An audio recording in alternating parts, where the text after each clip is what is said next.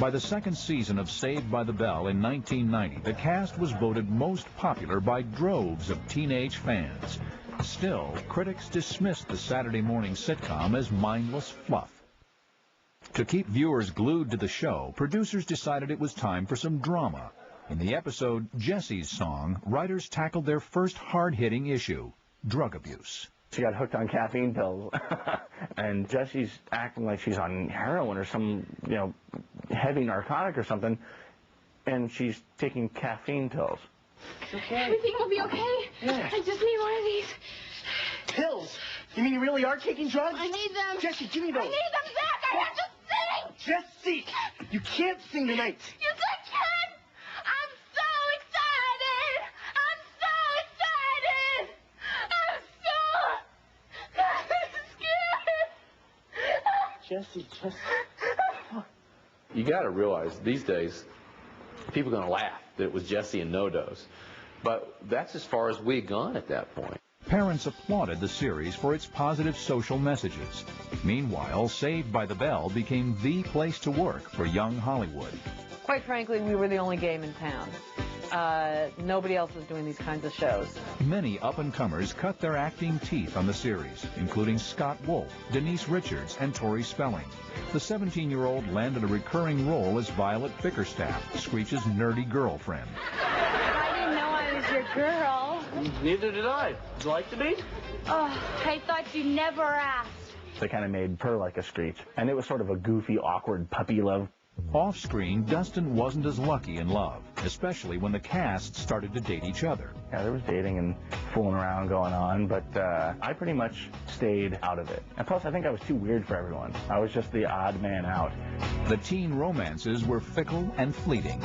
There were a lot of changing partners and so on going on. People would get together and almost take bets of who was going to last longest with whom. It was pretty funny.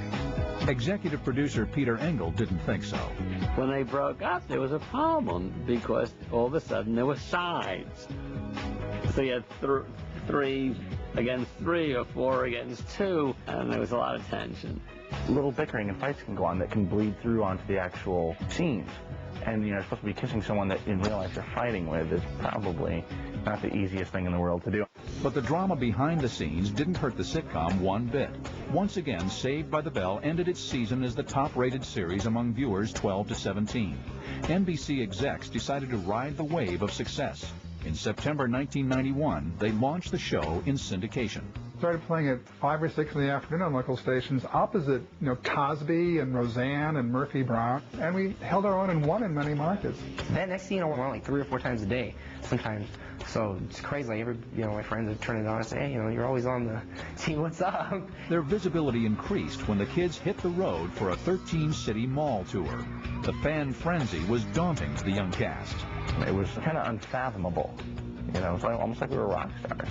All these kids were just loving what we did and screaming and yelling out our names and throwing things at us and wanting to cut our hair off and things like that. We started crowding the stage. Now, we're not a mall with like 20,000 kids there. And it's just, you see people and you can't get out to the limo. And we had to rush out, and Mark Paul had his shirt torn off of him.